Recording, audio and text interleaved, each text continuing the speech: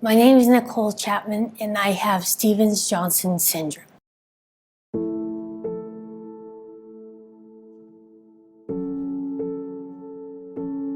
I was diagnosed with Stevens-Johnson syndrome at the age of 6 years old in September of 1993. It started out with a rash and a headache. I went to my doctor and was diagnosed with measles. A day later, I was taken up to the ER. By that time, my whole body was full of rash and blisters. I was admitted and diagnosed with Stevens-Johnson syndrome. I stayed here for a day and was life-flighted to Portland, Oregon to Emmanuel Hospital, where I stayed for 21 days. My whole body was affected. They say it's like burning from the inside out. I started out with a headache, and we were at the fair, and my mom thought, oh, it's just from overexcitement. Well, the next day I didn't get better, and that's when she took me to the doctor. And they really weren't sure because they never seen it, and 2 doctors looked. The next day I couldn't open my eyes. They were all blistered and scarred over, and that's what started the correct diagnosis of Stevens-Johnson syndrome. I can remember waking up in Portland and I was screaming. Any lotion they put on me, anything burned the skin, and they weren't quite sure how to get me to settle down, and then they put some Crisco shortening, and that was better than lotion. Hi, I'm Donna Sellers, and I'm the base clinical manager for AirLink Critical Care Transport in Oregon here in Klamath Falls. And I first met Nicole as an ICU nurse in the local hospital here. And she was, I believe, about 6 years old, and she developed Stevens-Johnson syndrome at that time. So when I took care of Nicole in the ICU, one of the things that I remember the most is she had to use the bathroom. And so I had picked her up and put her on the bedside commode for her to use the bathroom. And then I put her back in bed, and she said, something feels funny. And so I looked down her gown, and there were the electrodes from the heart monitor hanging with this big piece of skin where all her skin had sloughed, hanging from these electrodes. And where I had picked her up, very easily, I left handprints on her side. When you see a kid like that, you don't think about what it means to lose your whole entire skin. That's your temperature protection. That is your first layer of protection between you and the elements. And when a kid loses that, that is their whole ability to maintain their heat and stay warm. And a kid loses that. And so what they did, I guess, when she went to the burn center, is they put pig skin over her to put that layer of protection back. And so her mom and I and her dad and her brother had a lot of tears. And Nicole was very strong throughout the whole entire thing. Went through, that I know of, multiple eye surgeries after that and multiple other surgeries.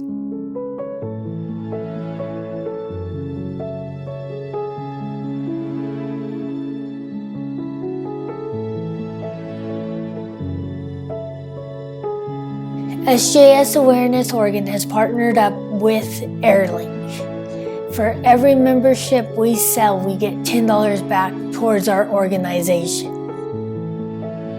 Our membership program is typically $85 a year.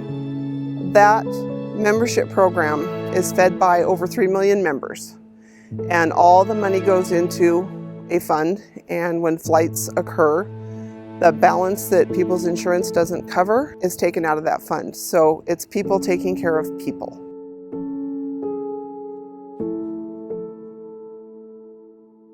My name is Dr. Bruce Carlton. I am a professor and the chair of the Division of Translational Therapeutics at the University of British Columbia. And I am, my goal of my life is to make medication use safer for children and adults, but children are my specialty because I'm in the Department of Pediatrics. I had a case several years ago of a farmer, and he developed Stevens-Johnson syndrome after use of a medication for pain in his wrist, and he was having inflammatory pain in his wrist, and so when his skin became inflamed, the emergency physician in the emergency department said, well, it's great that you're taking an anti-inflammatory drug because that's what you have is an inflammatory condition in your skin.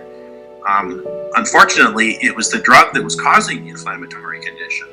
So even though it was an anti-inflammatory drug, it was actually causing the condition and couldn't get stopped. And so he ended up blind as a result of that. It affects your day-to-day life. I could go to bed at 10:30, but I don't fall asleep until 3 to 4 o'clock in the morning some nights due to the fact of the muscle aches and stuff, even on medications. So you just learn, it's like a new way of life. How do you live with Stevens-Johnson syndrome? I try not to look at others and judge myself. I was dealt this card, so I have to make the best of it. With the support of my family, we started an SJS car show. Timothy DeRuyter with Lithia Ford of Klamath Falls. So Lithia Ford is a very big sponsor of this event. We give a whole lot for the entire day for this car show. We also have trailer sponsors and trophy sponsors, and then just the community coming together to raise awareness for this cause. The car show is held every third Saturday in May, and this is the 10th year, and hopefully more to come. If you want to register your card to be in the car show, you can go to sjsawarenessoregon.org, or you can come into Lithia Ford and pick up a registration form and fill it out here. Any car or truck, rat rod, whatever it is able to come in. We started raising awareness in our local community about 10 years ago. We've partnered up with the SJS Foundation in Colorado, and they have sent us the SJS fact sheets every year. From them, we learned about the SJS conference that was happening in Canada, so we went to that. There was about 200 doctors there that wanted to learn about SJS. So it's encouraging to see others wanting to learn rather than, oh, you're my first patient, or I've never heard of this, or it can't be that, that's rare. When it really isn't rare, but there is no recording system for the SJS. For people who are worried about taking a medication and causing this condition being caused, I think I have two thoughts about that. Number one, if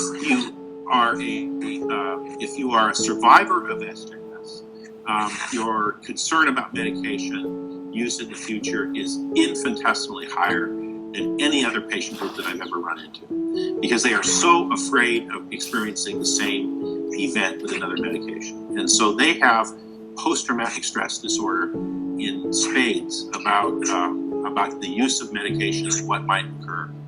For people that have never experienced this before and are worried about it, what they need to understand is that any form of skin injury that occurs after the use of a drug is really important to get treated immediately.